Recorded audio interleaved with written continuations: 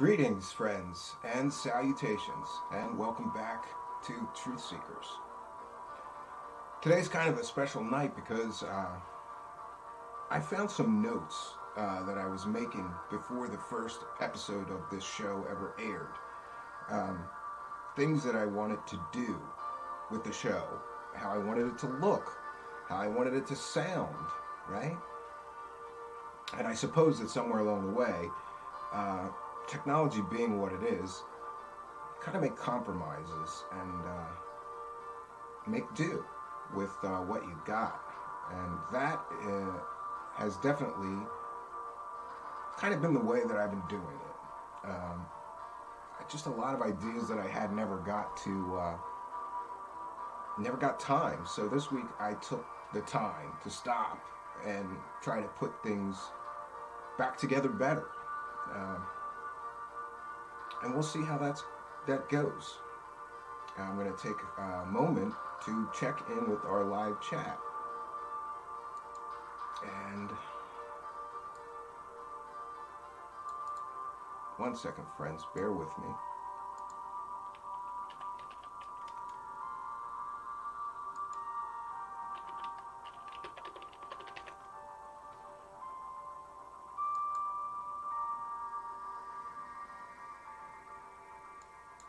Interesting. Okay, so tonight's show is going to feature several different stories. And boy, have I got a few great ones for you guys tonight. I decided that there's a lot of different stories that we would like to cover here, but we wouldn't want to do 2 hours on one story, which is kind of the way that we have been doing things. So this multi-story format will let us cover more stories and hopefully bring you a little bit more of what's out there, what comes across my desk, what interests me, and what things I want to share. So friends, our first segment tonight is something new. We cover a lot of UFO-related stories here, and a lot of UFO mythology, if you will, digging deep into stories. But we don't really cover UFO reports in the news, generally, or we haven't. But I think times change. Once in a while, there is a really good UFO sighting, good enough that I say, let's talk about it on the show. So tonight, friends, we'll do the first in what I hope is going to be a continuing series here. You're watching Truthseekers, my friends, and this is the UFO Report.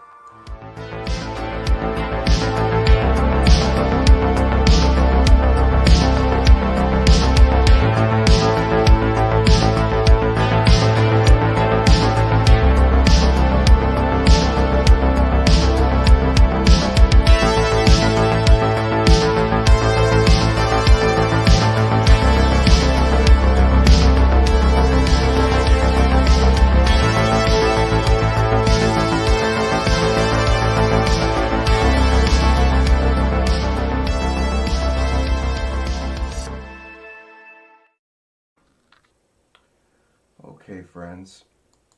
So, in the news, a UFO report, a UFO sighting from American Airlines, and what an interesting story it really is. I wanted to dig a little deeper into this, but unfortunately, it's just basically a very short story. One second, friends. I'm going to cite fair use, and we'll be sharing my screen. This is a transformative work. We're educating the public. So this is from an... one second, friends. Let's try that again.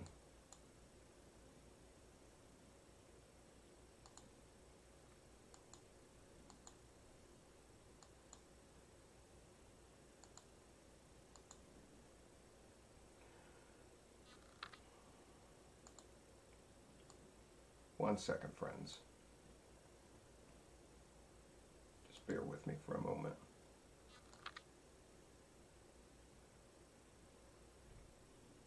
Someone is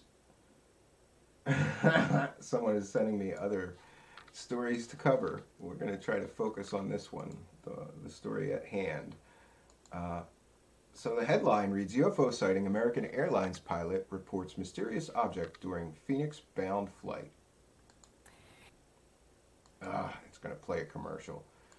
Let me try to get around that. 1 second, friends. Oh, I could have just skipped the ad. Okay. Next time, I know to cue. Sorry about that, friends. So again, UFO sighting, American Airlines pilot reports mysterious object during, here we go, during Phoenix-bound flight.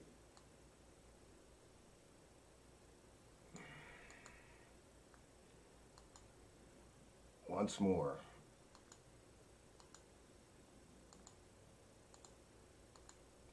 Okay, friends, sorry for the technical hiccups. So this is fair use. We're going to be discussing this.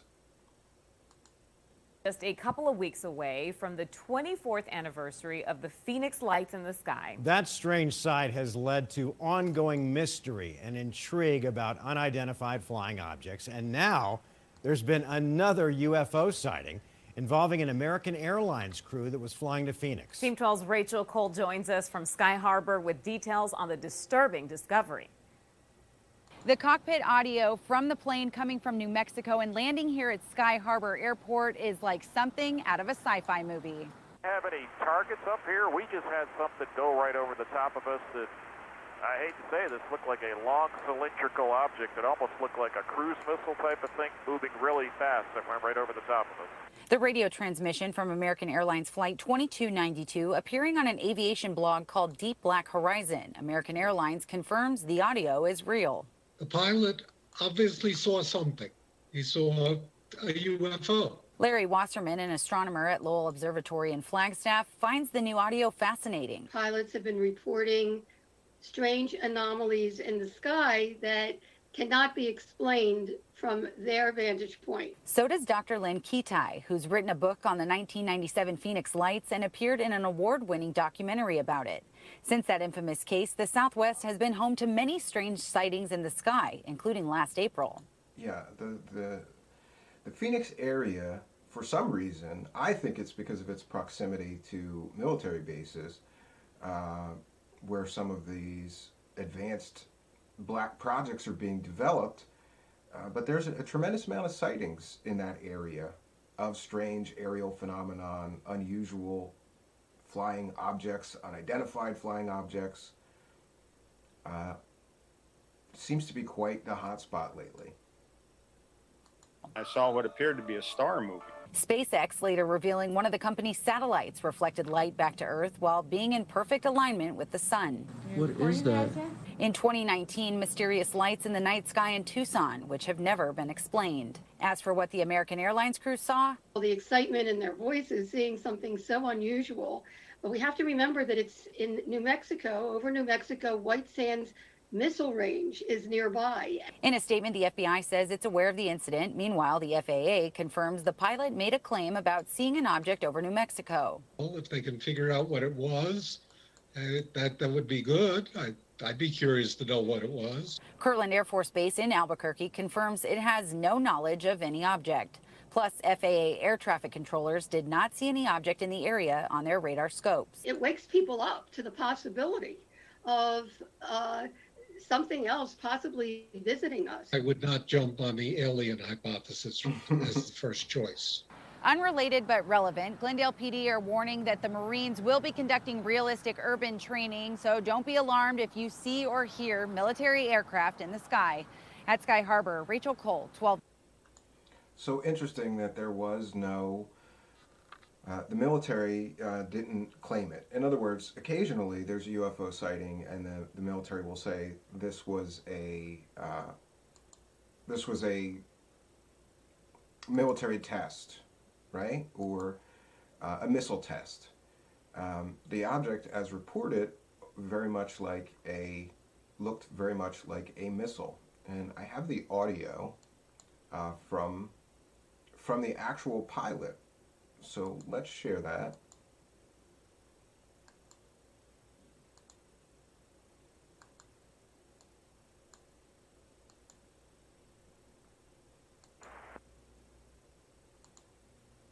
Have any targets up here? We just had something go right over the top of us that, I hate to say this, looked like a long cylindrical object. It almost looked like a cruise missile type of thing moving really fast that went right over the top of us.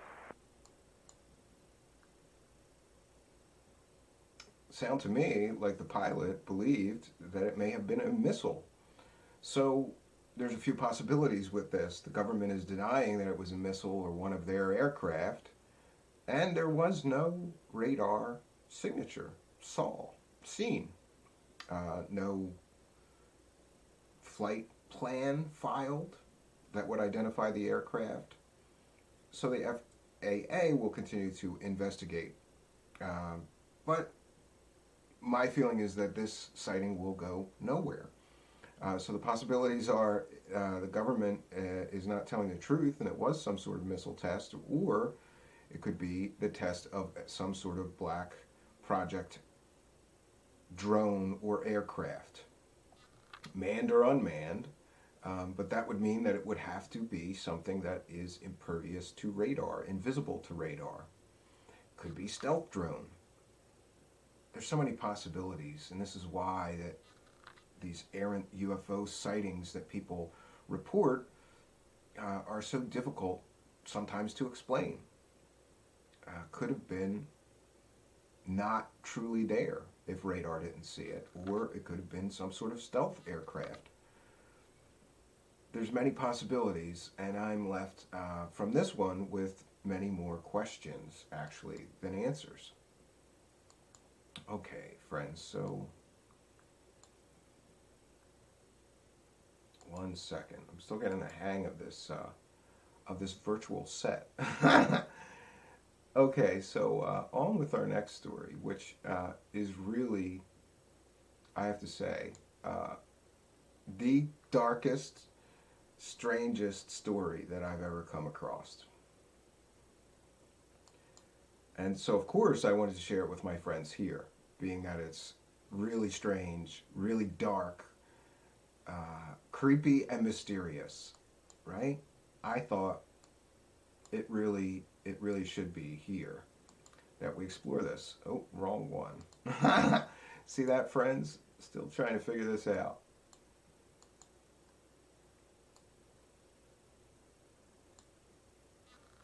Oh, I remember.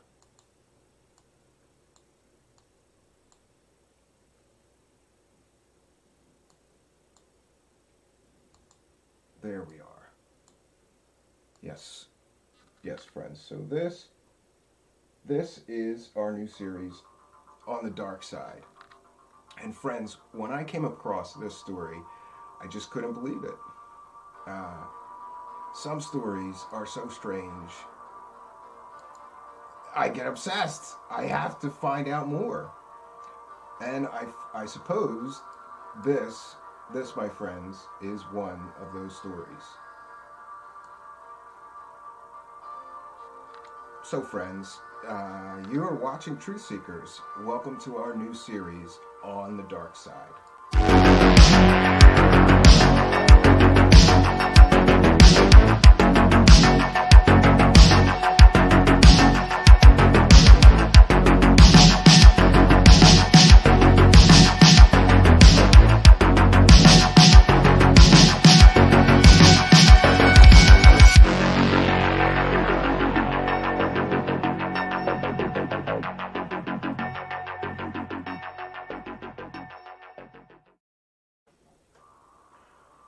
Okay, friends, so here's the story.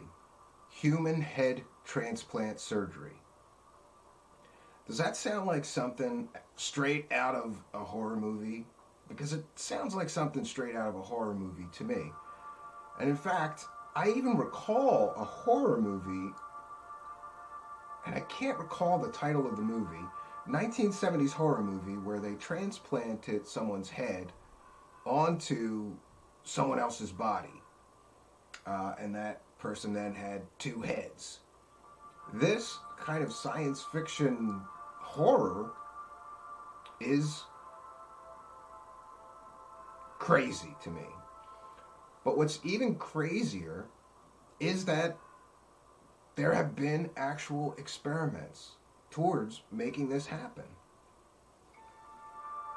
First of all, as far back as the 1970s, scientists and researchers were experimenting, trying to make transplanting a human head onto a human donor host actually possible.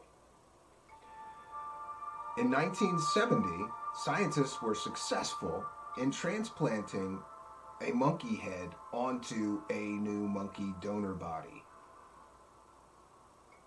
I'm going to say that again. In 1970, scientists claimed they were successful in transplanting a monkey's head onto a new monkey donor body. Now, the term success is quite relative because, according to research scientists, the monkey could hear, see, and react, right? And they believed that they had transferred that monkey's brain and consciousness onto a new body. I try to find more details about this series of experiments, but it's kind of like looking through a hall of smoke and mirrors.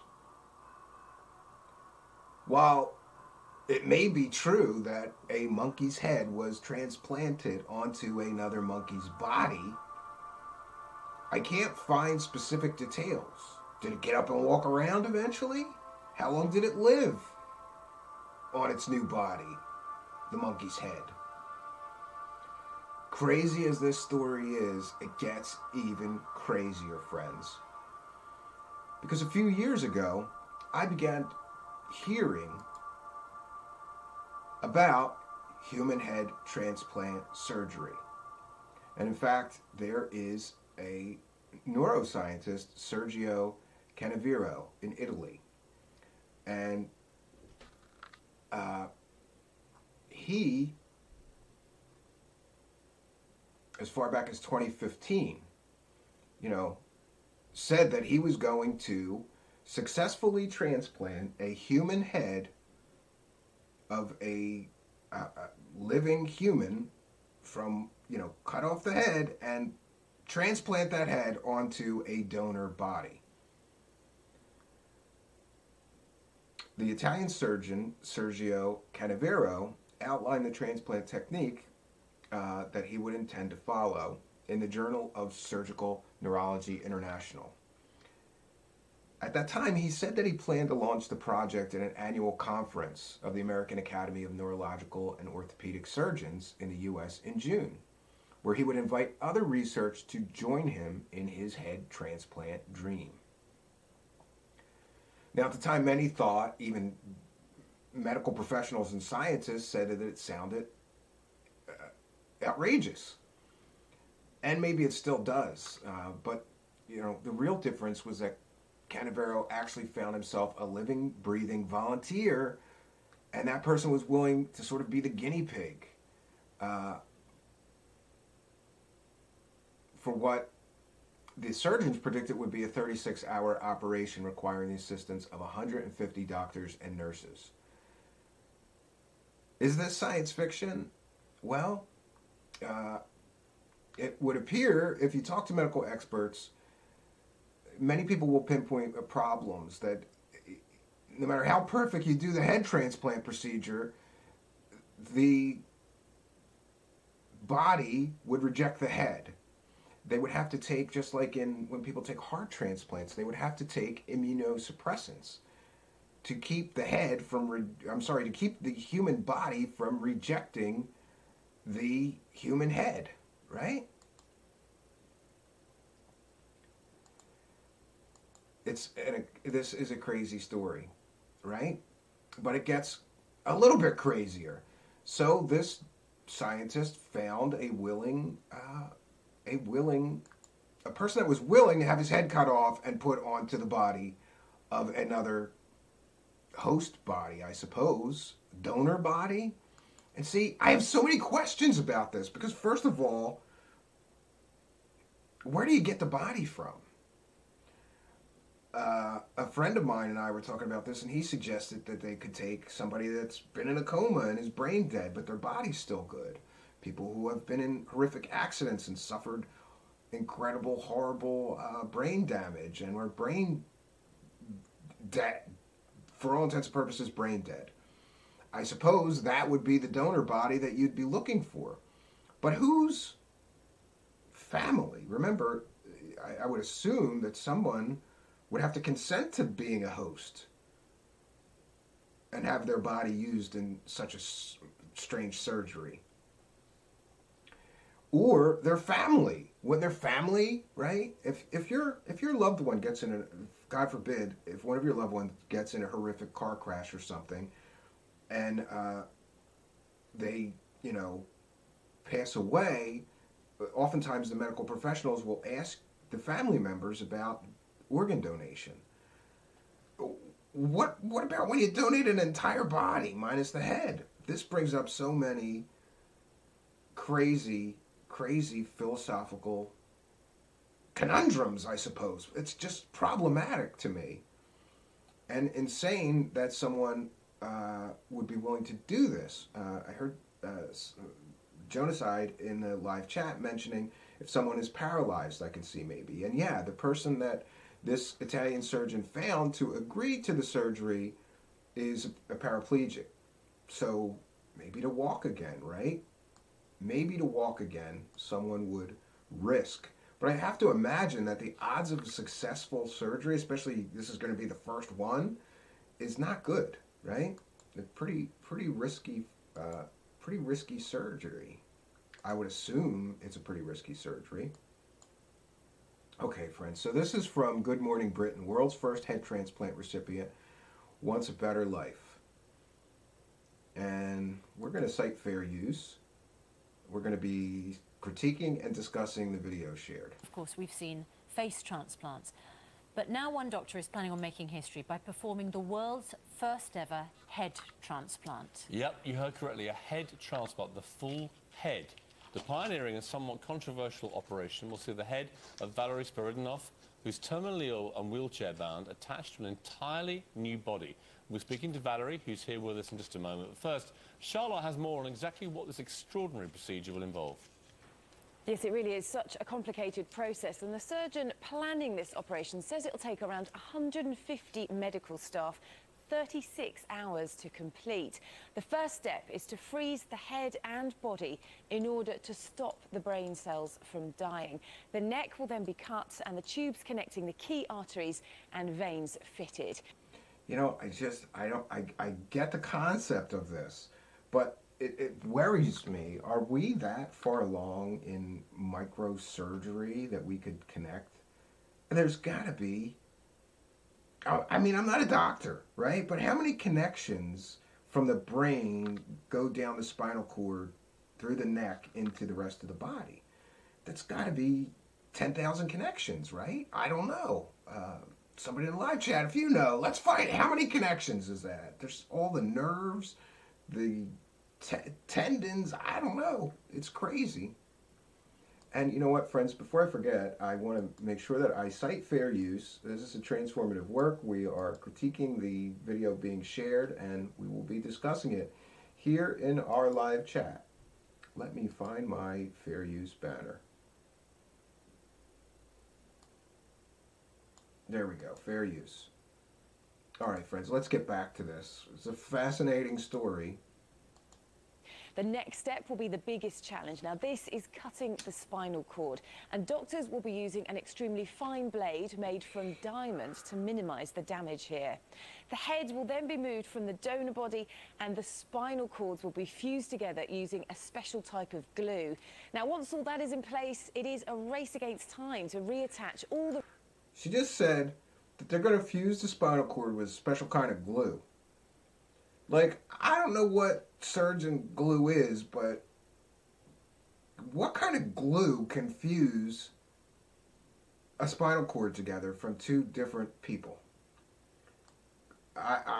Even that is worthy of research. Like, how do you do that? Is that even possible? You just glue the spinal cords together? The remaining muscles, veins, and the organs like the esophagus. Once the skin is stitched together by a plastic surgeon, the patient will be kept in an induced coma for 4 weeks to allow everything to heal. It really is an extremely intricate procedure. So Valery Spiridonov wants to undergo that procedure, that surgery. Dr. Hillary is here alongside you. Well, Valerie, it's fantastic to meet you, and thanks so much for coming in. This is just extraordinary, just hearing the details of this procedure from Charlotte. Tell us why you want to undergo something, I mean, frankly, so life-threatening. Okay. As you can see, I'm disabled in a pretty heavy condition, but also I'm very fond of science. I digged deeply into this topic of this kind of transplantations for about 20 years.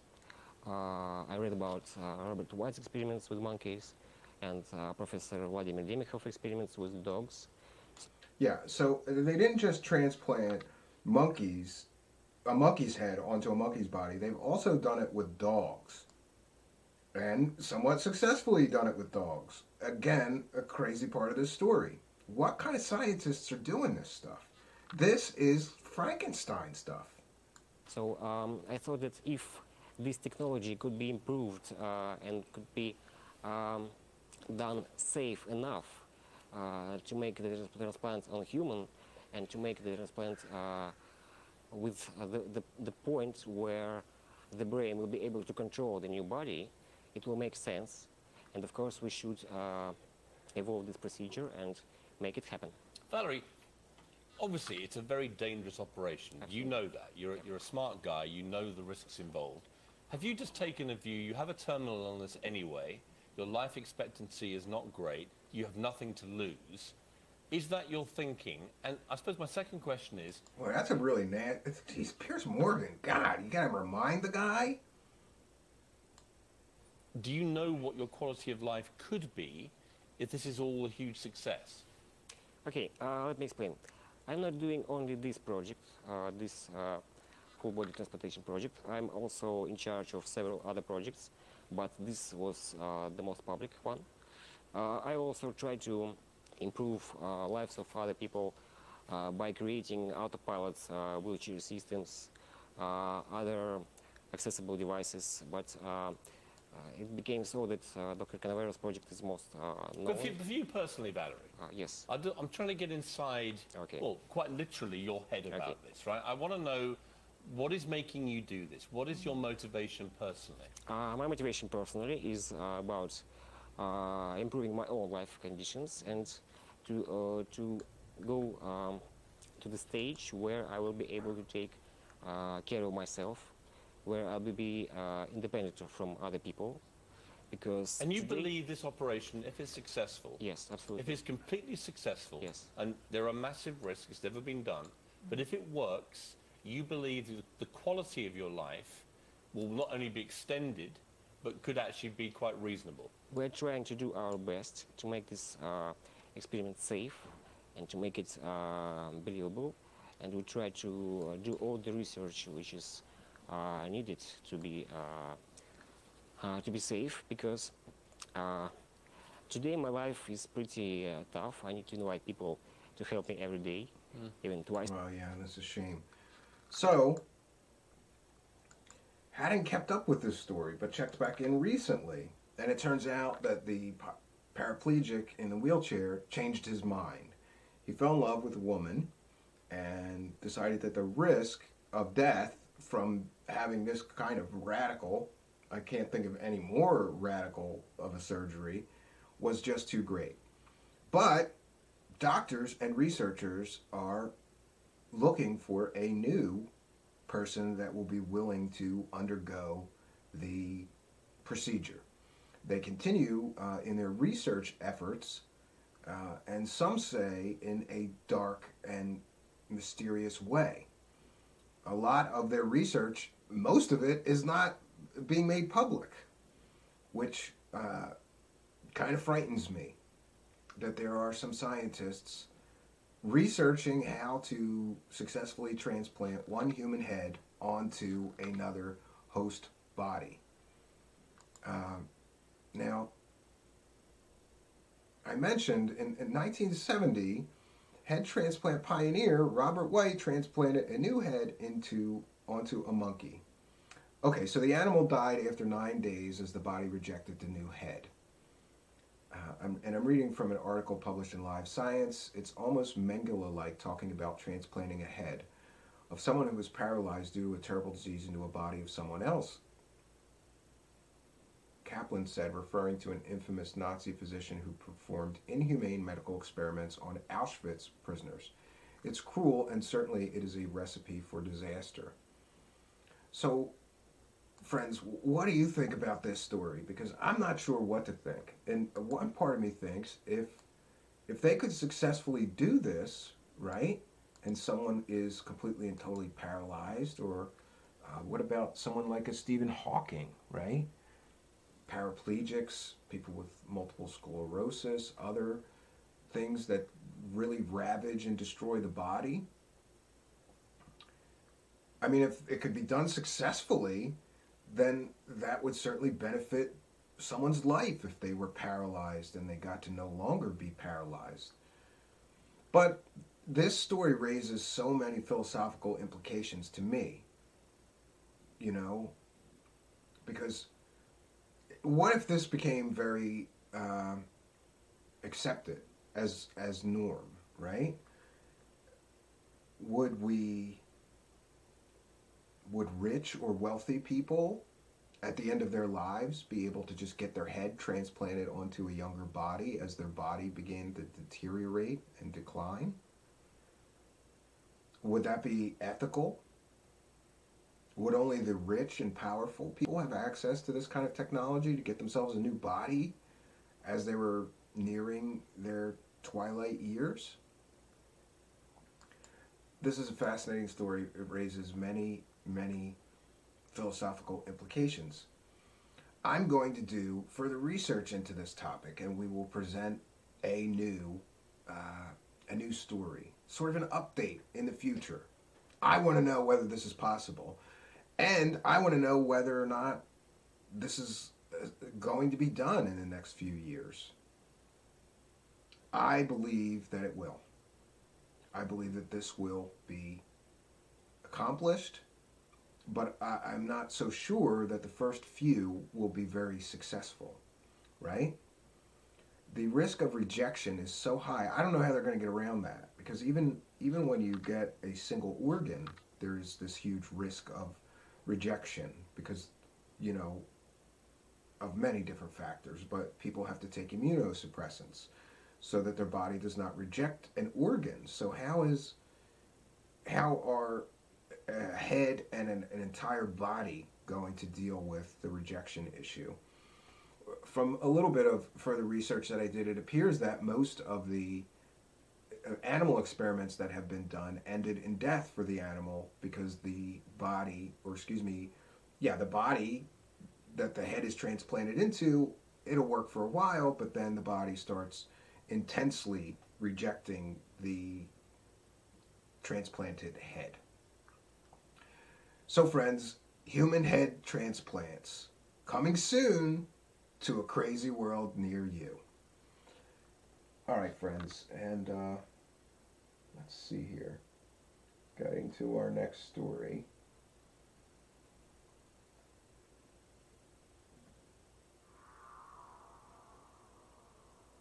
Okay. So, next, friends, is Enduring Mysteries. And I want to thank our friend Spooky here for suggesting that title.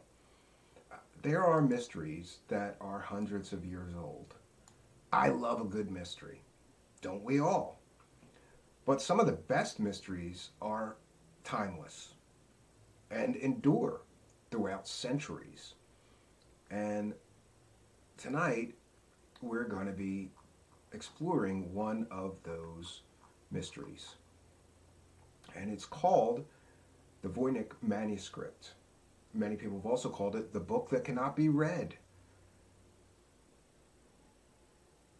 This book may be as old, it's been carbon dated to the early 15th century, 1404 to 1438.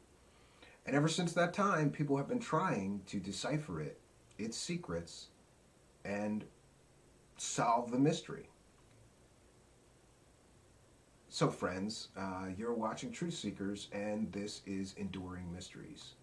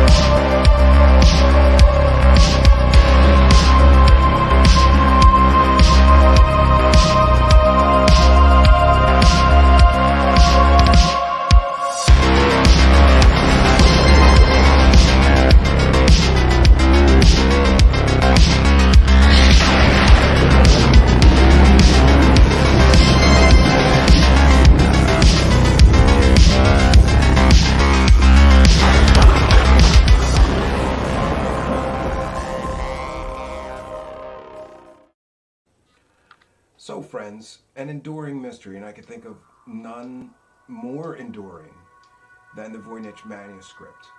I'm going to just share my screen and we'll cover a little bit about the manuscript from just Wikipedia.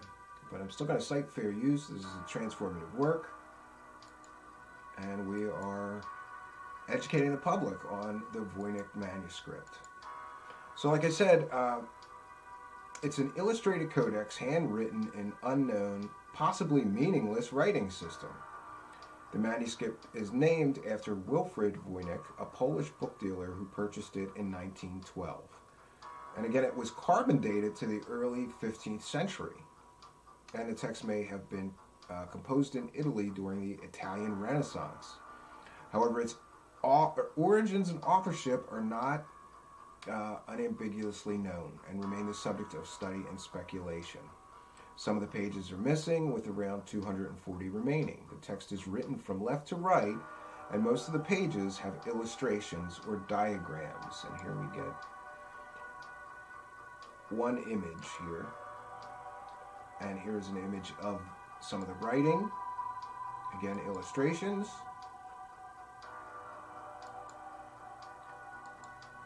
And like any good mystery, friends, people have explored this mystery now for hundreds and hundreds of years, trying to decipher exactly what this book is.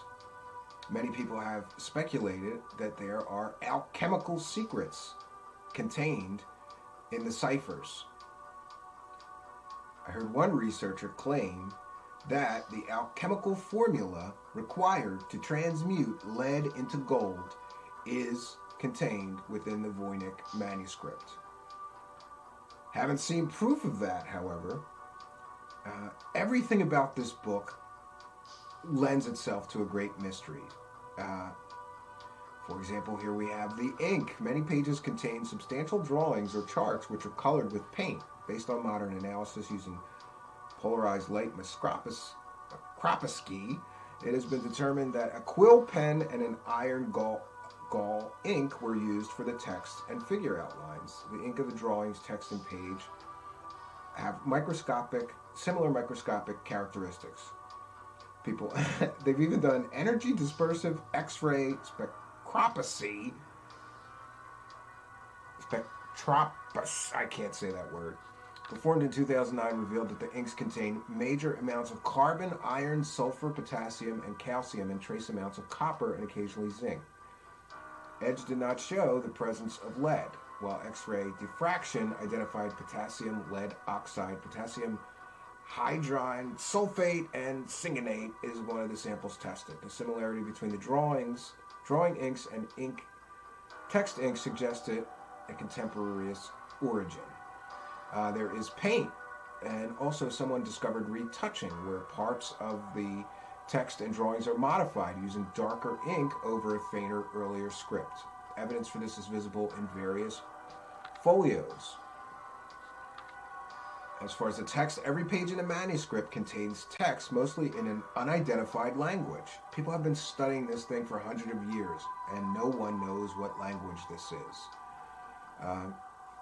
But some of the writing is in Latin script. The bulk of the text in the 240-page manuscript is written in an unknown script, running left to right.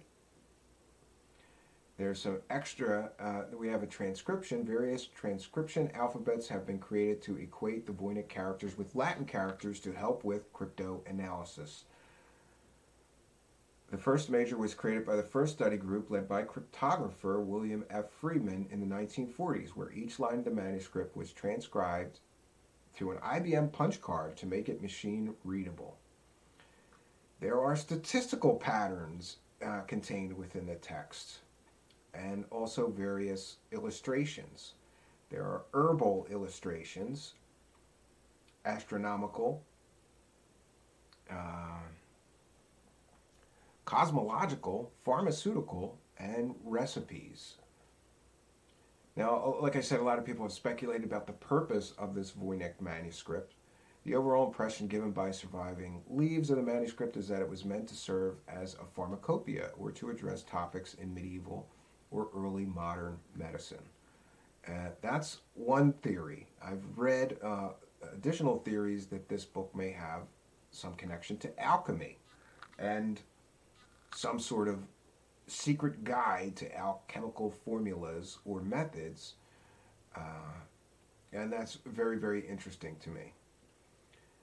So it really first surfaced in 1666. The book had been bought by Rudolph II, Holy Roman Emperor, and the King of Bohemia. A troy ounce of actual gold weight. And that person died in 1644, more than 20 years. Okay, so that person speculated that the author was 13th century Franciscan friar and polymath Roger Bacon. Marcy said that he was suspending judgment about that claim, but it was taken quite seriously by Wilfrid Voynich, who did his best to confirm it. So the book may have actually been written by Roger Bacon. Many people have speculated about the actual author of this Voynich manuscript. The book contains ciphers, codes, shorthand, stenography, and, of course, natural and constructed language. People have speculated that it's a hoax. In 2003, computer scientist Gordon Rugg showed that the text with characteristics similar to the Voynich manuscript could have been produced using a table of word prefixes, stems, and suffixes, which would have been selected and combined by means of perforated paper overlay.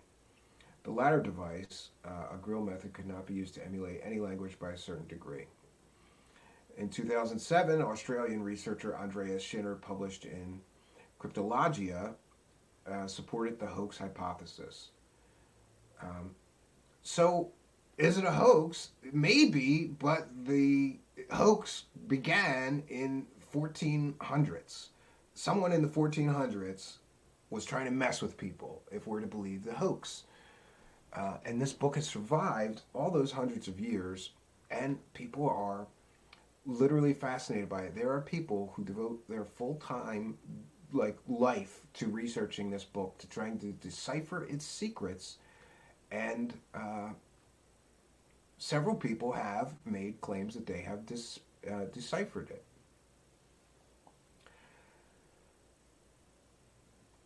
Yeah, but most of these are a lot of speculation. Joseph Martin claimed the book was a scientific diary written by Roger Bacon. Freely's method posited that the text was highly abbreviated medieval Latin written in a simple substitution cipher. In 2014, applied linguistics professor Stephen Bax self-published a paper claiming to have translated 10 words from the manuscript using techniques similar to those used successfully to translate Egyptian hieroglyphs. He claimed that the manuscript to be a treatise on nature in a Near Eastern or Asian language, but no full translation was made before Bax's death in 2017. In November 2017, television writer Nicholas Gibbs claimed to have decoded the manuscript as idiosyncratically abbreviated Latin. He declared the manuscript to be mostly plagiarized guide to women's health. And it goes on and on, friends. This has been an enduring mystery since the 1400s. People have tried to decipher what exactly the Voynich manuscript says, what it means.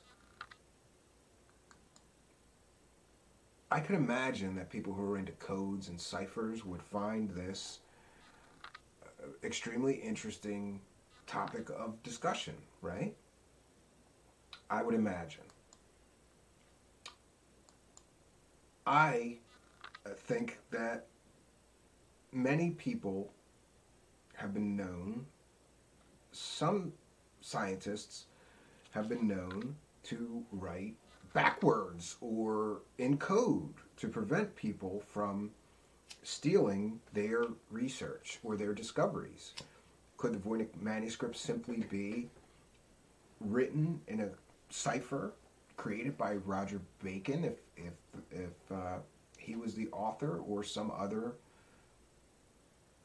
Renaissance scientist or alchemist?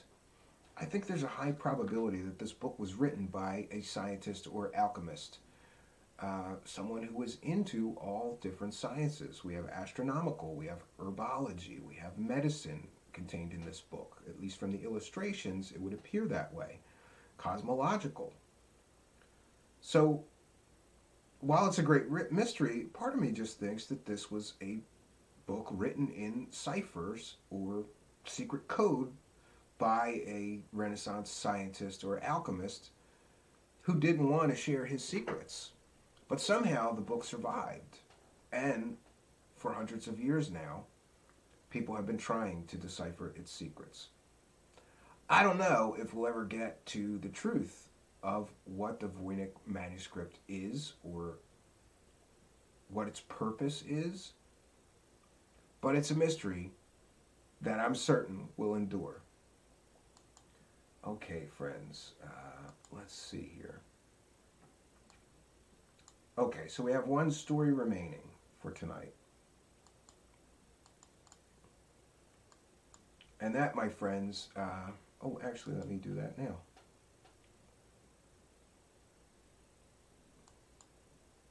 One second, friends.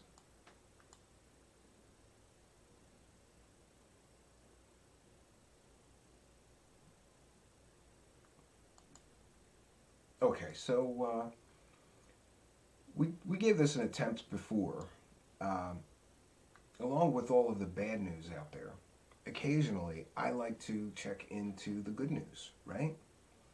And I have a friend, and his name is David Hale, old magician friend of mine, local to me, or once was local to me. He is just a good person. I remember that he was always one of the first magicians to volunteer to do a kid's show for free at a children's hospital or a school or something like that. Good guy.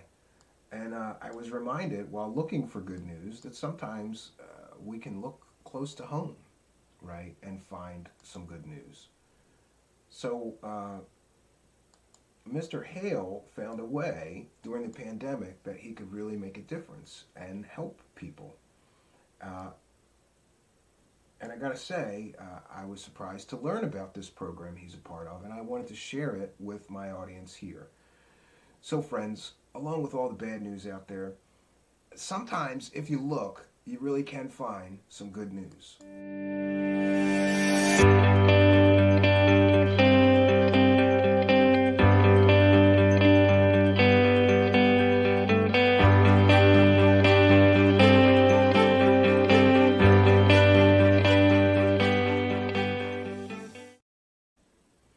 Hey friends, so this, as I said, is the good news. I'm going to be sharing a video from my friend David Hale's Facebook. I think I asked him if I could do it. I hope he doesn't mind. Because I'm certain that he's not doing what he's doing to get any credit or anything like that. He's just a good guy. And I've always known him to be a person that was big on helping people, right? That's the kind of humans that you want to be around, right? All right, so I'm going to share my screen. And as I said, this is my friend David Hale, and he's going to bring us some good news. Like I said, the news has not been good, right? And every once in a while, I really like to be reminded that there are still some good humans out there. So here's one of them, to tell you about a way that maybe you too could help your fellow man in this current health crisis. Do you want to help a family, but don't think you're in the position to be able to do so? Can you make a lasagna? Take a look at this. This is a lasagna made for the organization I work with, lasagnalove.org. You make the lasagna, you deliver it to the family. You don't even have to go in. You set it outside, text them when it's ready. So, go ahead. Go to lasagnalove.org. Sign up. You can make a lasagna as often or as little time as you want. Maybe once a week, once a month. You choose. It's a great thing. Don't you love a nice hot lasagna? Remember, lasagnalove.org. Okay, friends. So that's the good news. Someone started this organization. We're going to share her video as well. And I thought, what a great idea, because there's so many people out there that are really struggling.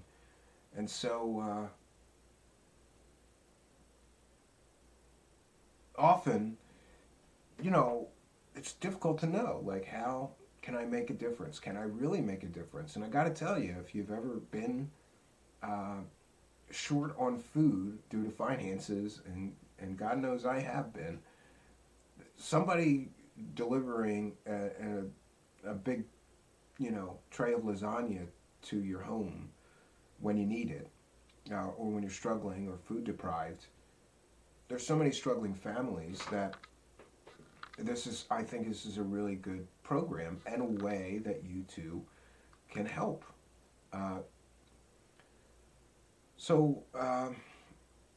We're going to play a short video from that organization's founder, and they started this organization, and it has grown. There are people all over the United States, and I believe even all over the world, taking part in this program, helping feed people that are needy right now.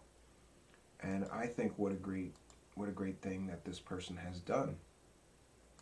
Okay, 1 second, friends. Okay, and this is the founder of Lasagna Love, and I wanted to let her explain to you how you could sign up and how this works. It's a very quick video. If you're interested in doing this, I think it's a good thing to do. There's so many struggling people right now. I know so many different people that are out of work, or that aren't working as many hours as they used to, or are just struggling. Hi there! I am so excited to have you joining the Lasagna Love movement. I'm Rhiannon, and I am the accidental founder of Lasagna Love. This honestly started at the beginning of the pandemic because I was feeling helpless and looking for a way to support the families in my community who needed a little extra love. I love to cook, and so does my daughter. And so one day we just started making extra meals and delivering them to people who we knew could use an extra hand. I've been so inspired to see people across the country sign up and want to get involved and spread kindness in their communities too. So a huge thank you. I just want to tell you a little bit about how it works and how to sign up so you know what to expect next. So signing up is super easy. Once you watch this video, you'll fill out a form that tells us everything we need to get you matched. And we want to make it as simple as possible for you. So you tell us how often you want to get matched, how many families you want to get matched to, how far you're willing to drive, and if you can accommodate anything special like a vegetarian family or a gluten-free family. Some people sign up for once a month, and that's wonderful. Others sign up for 4 a week, and that's great. Whatever works for your time and your budget is great on our end. Once you sign up, you'll get a confirmation email. When you click on that link, you'll have access to our Lasagna Love volunteer portal, which is where you'll see everything you need to going forward. You'll also get a welcome email that connects you with your local leader, if there's one in your area, and has some resources about what to expect next and things like that. In terms of how it works in general, so we will try and match you every week until you get your very first match. And we do this just because if you're in a new area where Lasagna Love has never been before, it might take us a few weeks to find families to get started.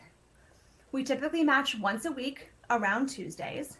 So once you get your first match, you'll get an email letting you know that you can log into the portal and take a look at your family. Once you log in, you'll be able to text them and let them know, here's about the day and time I can come by. When they confirm, you're all set. You'll stop by their house, drop the lasagna on their porch or at their door, and text them once it's there, and they can come out and get it once you've gone. That way everything stays safe and contactless.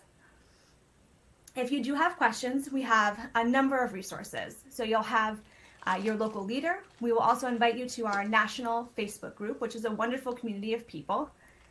You'll have a ton of resources and FAQs when you log into the portal site. And if there's anything you can't get answered, you can always email us at volunteer@lasagnalove.org. I think that's it. Thank you again so much for getting involved.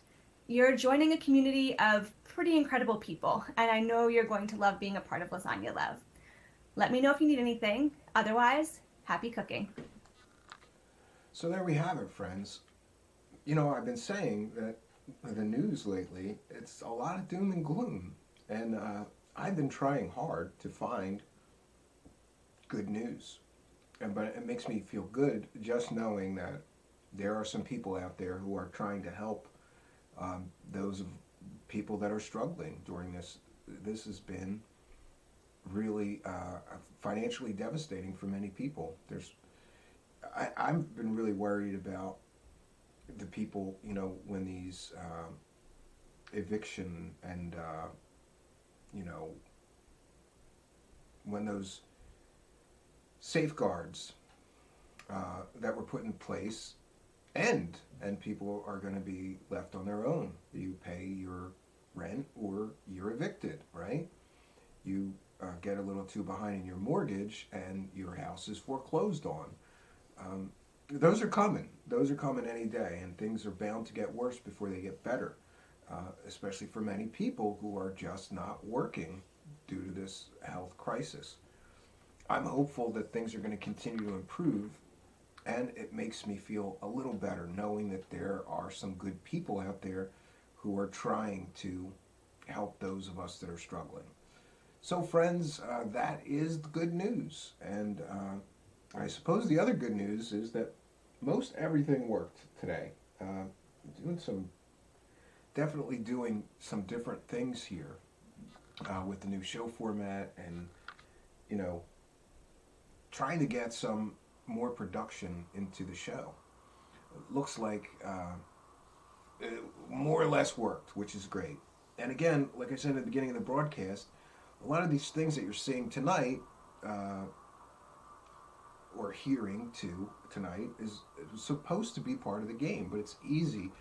I don't want to say I got lazy, but I got complacent. I went, I don't need to get, I got this green screen at the beginning before we did the first show, and I tried to get it working, had a lot of problems, and just said, you know, I'm going to go with just a regular backdrop and some lights. I suppose the only downside to this setup is that those creepy lights no longer work, or at least don't look right. So I suppose I can't use the green screen and the crazy lights at the same time, but it is what it is. And I'm also, I guess I gotta adjust, because this feels way, way too bright to me. But, you know, if you know anything about green screens, this is the way it has to be lit for it to actually work. So I suppose it is what it is, you know, brighter. I always joke My wife says the darker it gets, the more handsome I get. So I tried to keep the show in the other set pretty dark, right? You should be able to see me, and also we talk about a lot of strange and mysterious topics, and I thought it was just more appropriate if it was sort of dark and spooky and creepy. This is kind of different aesthetic, but I think I like it, and we'll get used to it. One of the other things that I figured out is that I can share the live chat, and there we go. So I'm going to devote my full attention now to the live chat. If anybody has any questions, comments, there we go. Yeah, this looks good. So we have our actual live chat, and I'll give some shout outs. Welcome to everyone in the live chat. Let me go all the way back and make sure I get everybody. Okay, shout out to Spooky, shout out to Jed I, Jonaside, Mario Heat, Evan Noma is here, Charles Unleashed is here, Jonaside is here, Out of Mind is here. How do I say this? F-Graph F72 is here. All Around Arbiter is here. Shout out to All Around Arbiter. Let me see. Ian Medham is here. Shout out to Ian Medham. Let's see. Chris Spaghetti is here. Shout out to Chris Spaghetti. And Bee Gees is here. Shout out to Bee Gees. Let's see, who else do we have here? The Context. Daniel is here. Shout out to Daniel. Daniel's working on a new forum that looks pretty interesting. Alien Scientist is here. Shout out to Alien Scientist. Okay, let me see. Did I get everybody? Looks like I may have. If I missed you, Melissa is here. Sorry I missed you earlier. Shout out to Melissa.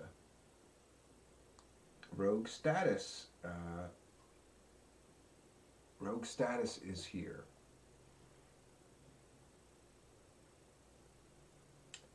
Antifa, letter of the alphabet supporter. We don't say that, letter of the alphabet. Antifa, letter of the alphabet supporter. Okay. Lee B. Veltman is here.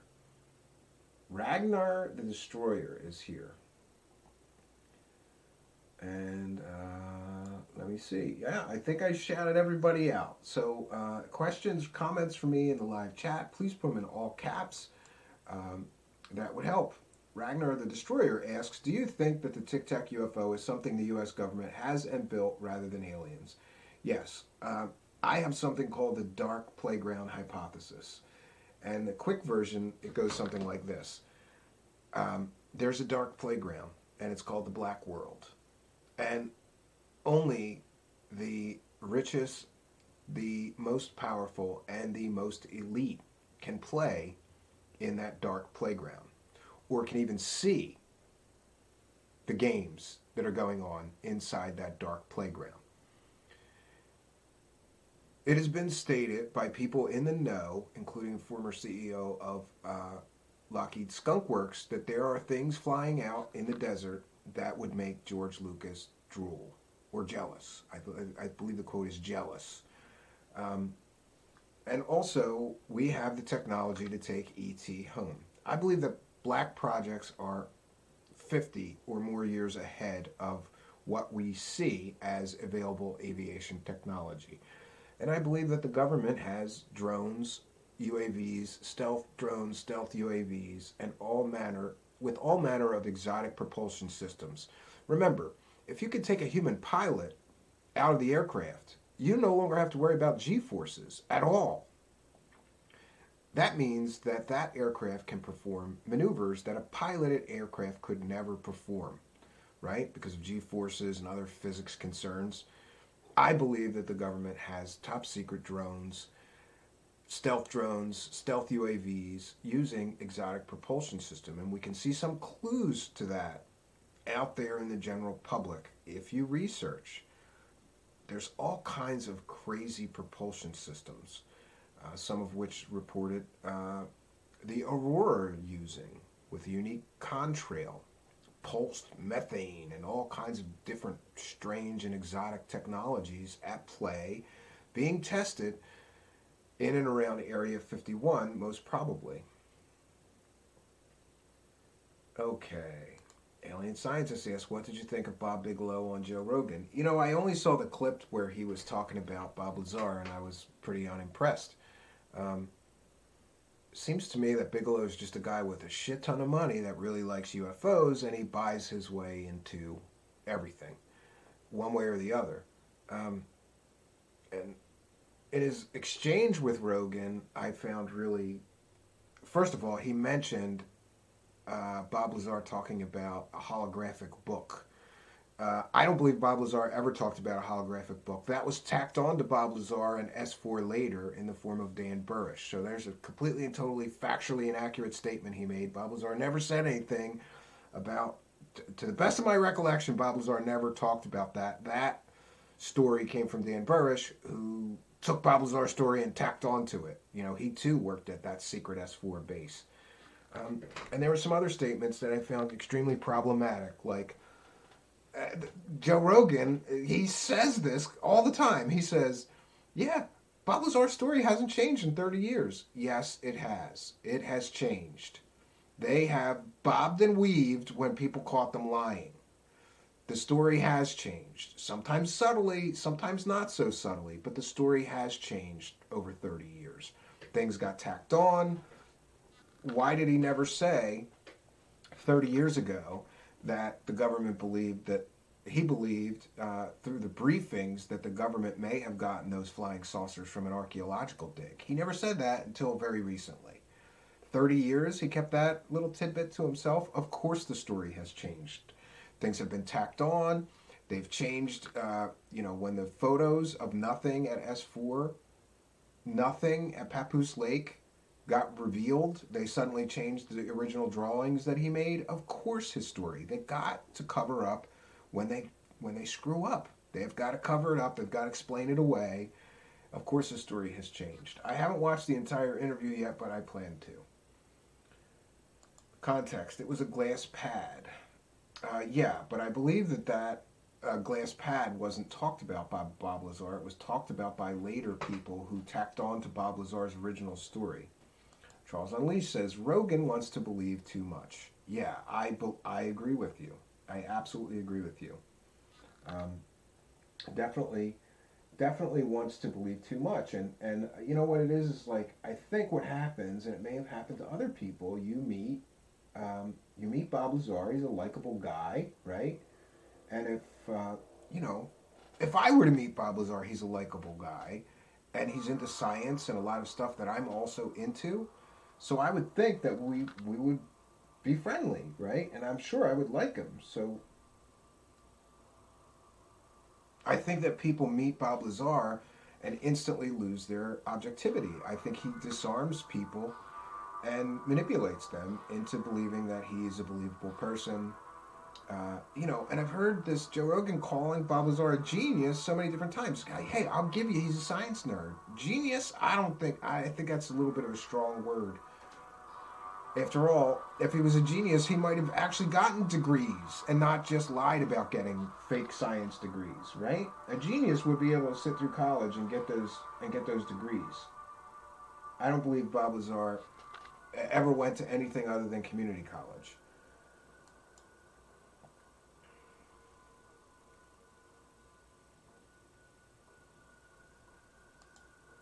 Subtle changes. Sports model had Sirius XM radio. Yeah, maybe he added that later.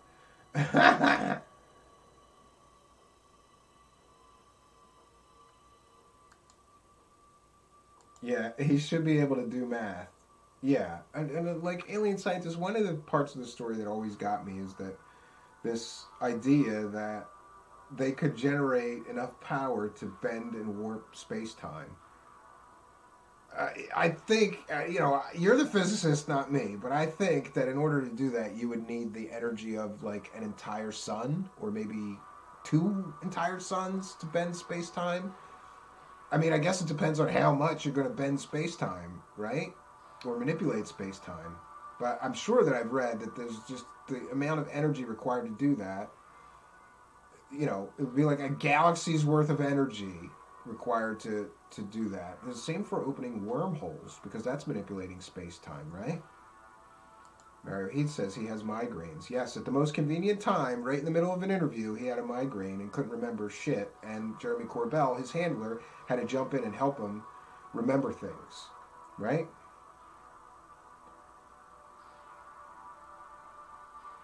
Yes, I agree with alien scientists. There's a difference between chemistry and science knowledge and being a senior staff physicist. I absolutely agree with you.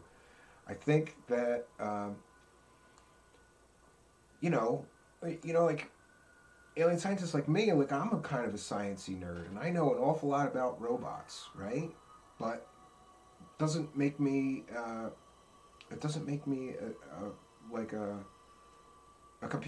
doctor of computer science, because I know a lot about building robots. It's a very specialized skill, and it's pretty cool. People are like, wow, look, a robot, right?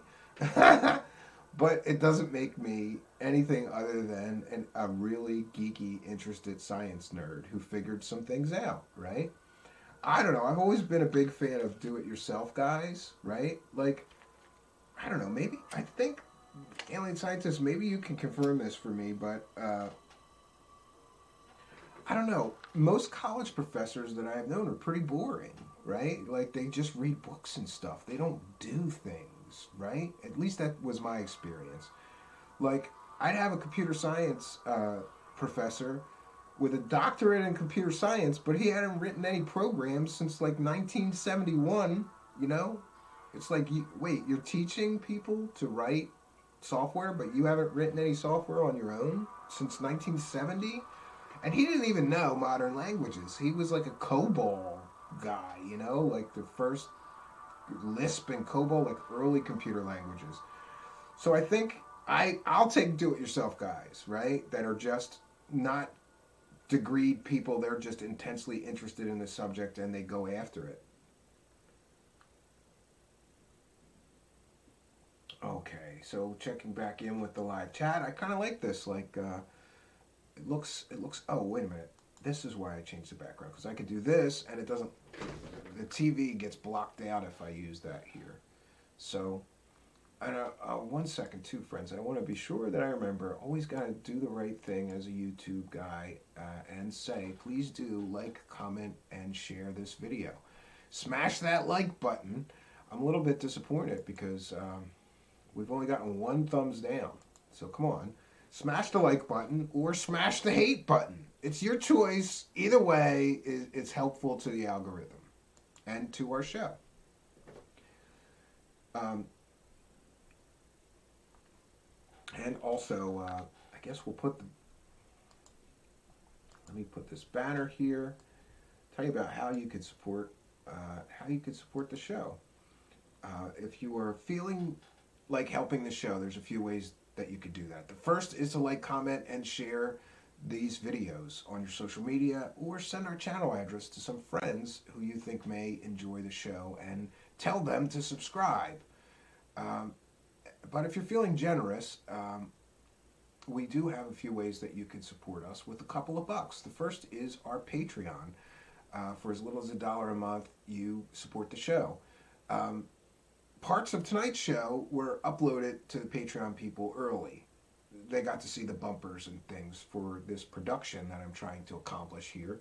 If you're a member of our Patreon, you get a backstage pass and get everything before it's made public. That would include stories, videos. I do an audio journal every month talking about what's going on behind the scenes. Actually, it's going to be an audio video stream from now on. So there's a Patreon-only stream that I do every month for the Patreon supporters. And the other way that you can support us is there is a PayPal donate button. Still don't have Super Chats up. We've been waiting, I believe, 5 weeks now for YouTube to turn those on. We hit the metrics, the numbers that they require you to hit before they will turn on those Super Chat donations. We hit that 6 or 7 weeks ago. I waited till we had a decent buffer of over what they require. But we've been waiting for 5 weeks for YouTube to turn those on. So until we have super chat donations, we have something called the not so super chat donation.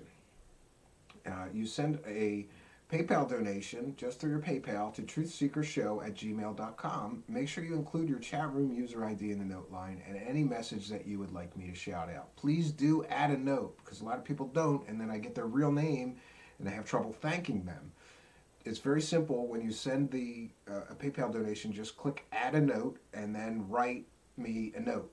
Like, for example, Jonaside would write from Jonaside and then what he wants me to shout out. Jonaside always wants me to shout out that a certain cosmic con artist would look so much better with a mustache. There you go. There's a free one for you, Jonaside. And more believable, too, right?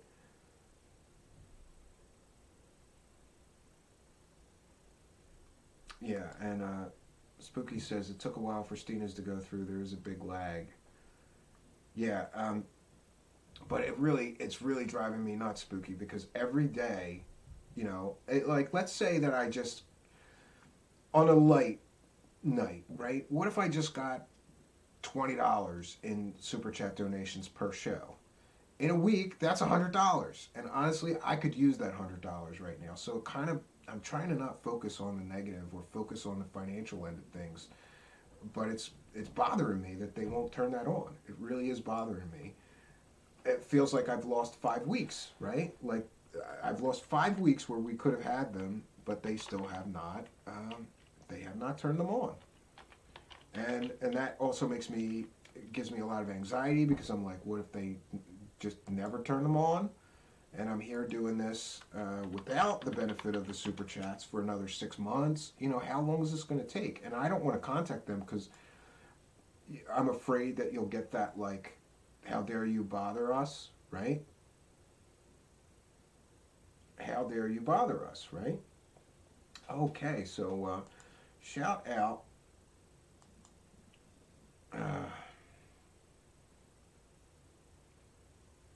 Someone, February 22nd, with the initials LP, gave us a kind and generous donation of $15. So thank you very much, LP. I really appreciate your support of the show. Every dollar helps. I'm very proud of the fact that, if nothing else, this show, since we began, has at least been self-supporting. In other words, I didn't have to take money away from my family in order to get the show going. Everything that you see here, the green screen, the lights, lighting up the green screen, the headphones, the computer, the microphones, and even some things like samples, right, for some of the music that we're using here on the show. Whatever I get generally goes right back into the show to try to improve the show. And I've been, like I said, the truth is, I had a lot of plans when I started the show. And at first I said, I'm not starting the show until I get all this working. And then you kind of go, well, we can just do this for a while and be sort of lighter on the, we could be light on the production side and just hope that the content is good enough that people tune in. But, I really do believe that good production helps the show. And it kind of gives it a level of professional look and sound that has got to help, right? It's got to help. But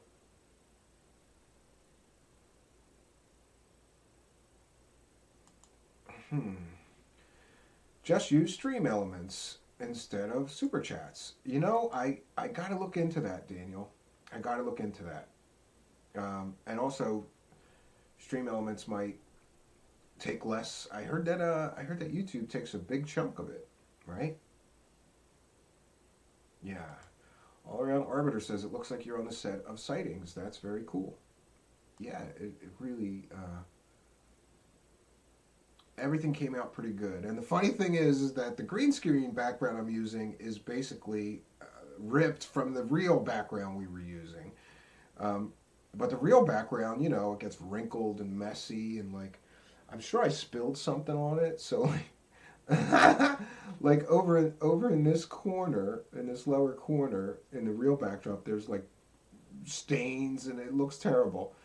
But I think it's vinyl, so you can't wash it. But anyway, we have this virtual screen now, where we can do many different things. The one production thing that we don't have that I'm still trying to figure out is how to get animated backgrounds.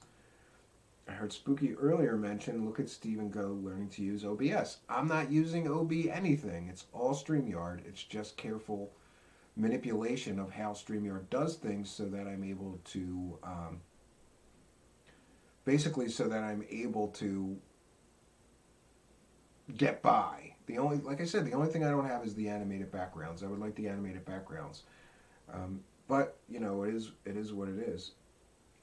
And, you know, also we can do, with the virtual backgrounds, it really does add a lot, because we can, you know, when we talk about the secret space program, you know, have a secret space program backdrop. If we're talking about artifacts on the moon, have a backdrop just for artifacts on the moon.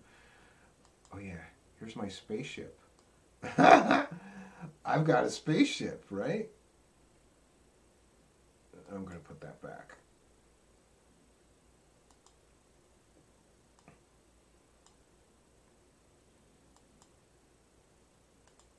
Like I said, that covers it, so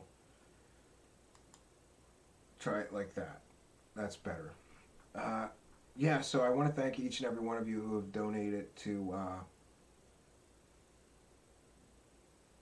Patreon and PayPal, because through your kindness, your generosity, and your support, all of this was accomplished. And like I was saying earlier, it doesn't come out of, you know, family money. No, I don't know where somebody's saying I'm quitting. I don't know where somebody got that idea. Why is that? Solar Marshall. Yeah, I don't know. I never said that I was thinking of quitting. I said that I'm discouraged about the lack of support in the form of YouTube super chat donations. You know, it doesn't bother me. Oh, okay. Yeah, he's just goofing. Solar Marshall says, I'm sorry that Michael Horn forced you to quit. Yeah, nobody. Yeah, right. That guy's a clown. I really wouldn't be forced into anything other than laughter by that guy.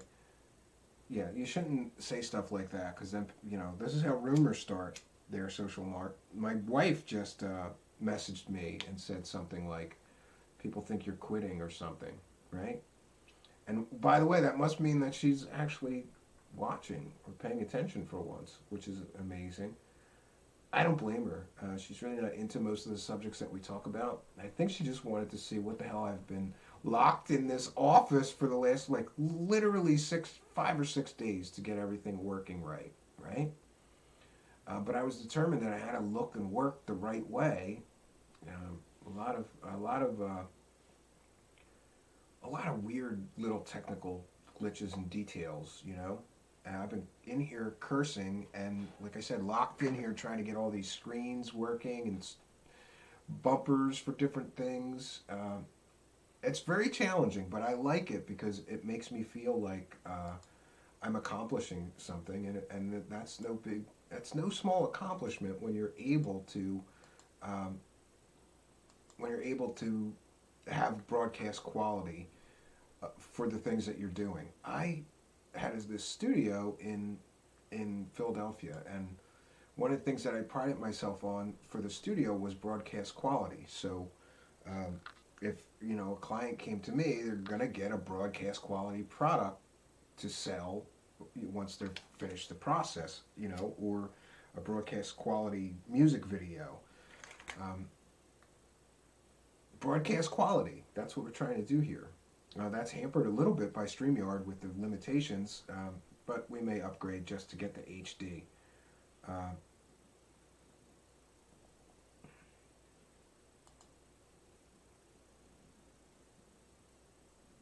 Mario Heat says, the new look is lit. Solar Marshall, I would send you an invitation, but I don't really want to talk about Bob Lazar or Bob Bigelow for the next 3 hours. So I'll have to give you a rain check on that. Long day. You know, I literally went right up till showtime to get all this. I forgot that I had music for background. Oh, that's another thing. We debuted tonight actually having music in the background again. I got to work on a little more of it, and get a better way to cue it at the right time. But it's working. StreamYard used to sound like crap. They won't let you like insert audio to play or mix audio in the background. So I would try to just play music and let the microphone pick it up. But it sounded horrible before. But now StreamYard upgraded and has stereo audio. So it sounds much better now. And I think we could get away with doing it that low-tech way.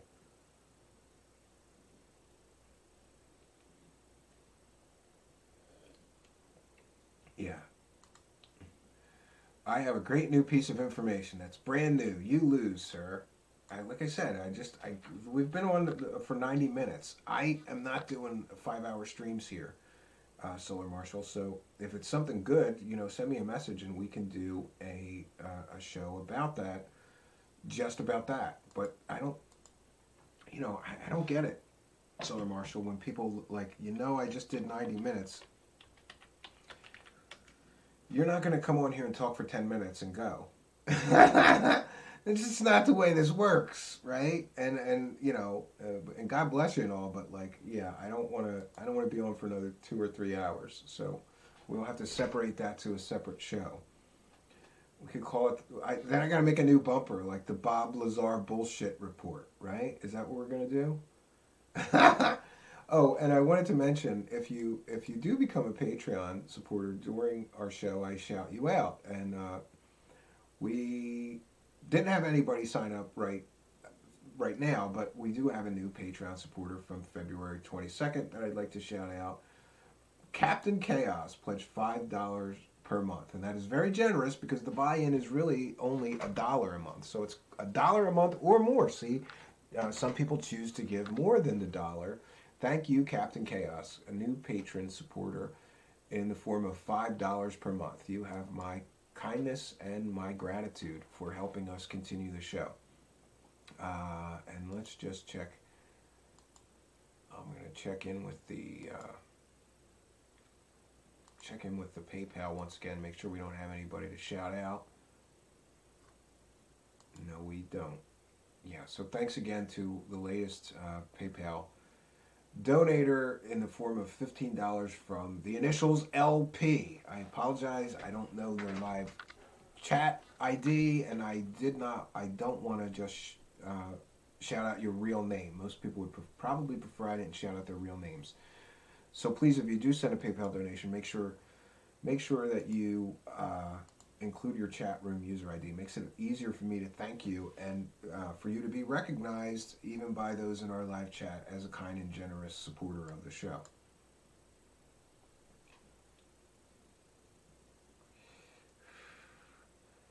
Okay, friends, so any other questions or comments for me, please put them in all caps. Otherwise, we're going to wrap things up here and call this a successful test of our new virtual sets and of sort of this new format. A few have asked, are we going to do this format for every show? And no, I don't think so. I think that would get very repetitive if it was always the same bumpers and things. So probably once a week we'll do a variety show format like this with multiple stories. And then I have some interviews coming up. Yeah, 1 second, friends. Pardon me out of the frame here for a minute. There we go. Okay. Coming up to be interviewed, we have David Halperin. This is a really good book. It's called Intimate Alien, The Hidden Story of the UFO. And he was, Mr. Halperin was kind enough to send this to me. I'm still trying to get through it. I really don't like to interview an author about a book they just wrote unless I actually read it. So I think I'm halfway through. We're going to I have to, which reminds me, I have to contact him. If he's watching, Mr. Halperin, I'm still getting through the book, but we're going to contact you and confirm a final date for your interview about the book. So far, I found this book pretty fascinating because it's sort of like looking at UFOs from a spiritual side and a consciousness side instead of so much nuts and bolts. And I believe that Mr. Halperin has a background in theology and Old Testament scripture study, which is very interesting to me, that his interests have crossed, right? UFOs and religion and theology. So, and we've got a few other interviews coming up. So the new show format is really going to be whatever the show calls for. Sometimes we're going to do one subject in a long-form show that I like to keep around 2 hours. And sometimes we'll do this sort of multi-story format. Sometimes we will certainly continue the interviews as long as we have interviews.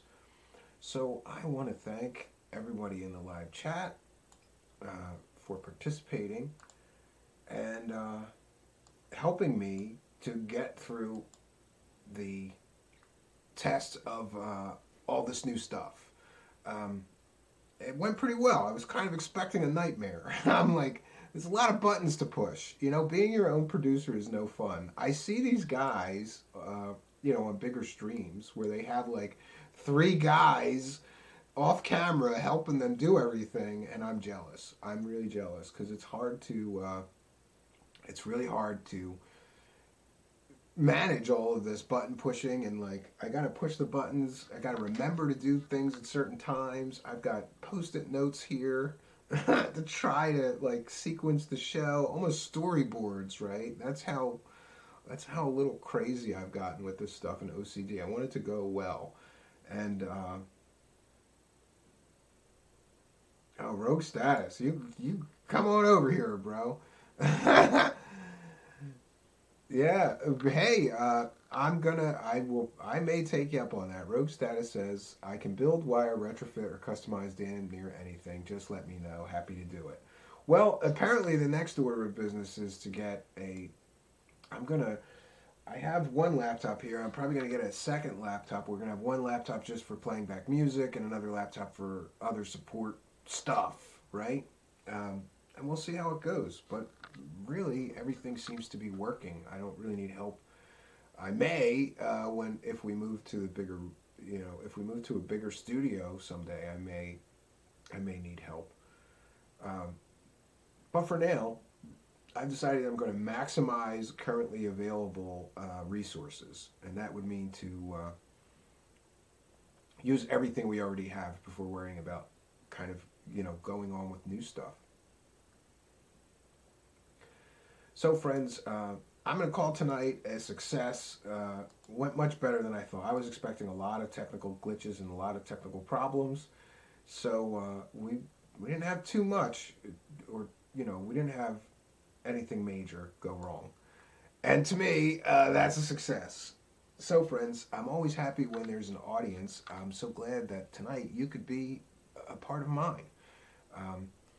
I want to remind you that we'll probably be doing another show tomorrow night, and that is a surprise. So if you want to have a good time tomorrow night, I will be doing, I'll be doing something crazy. Let's just leave it at that. Until next time, friends, my name is Stephen Cambion. Good night, and God bless all of you.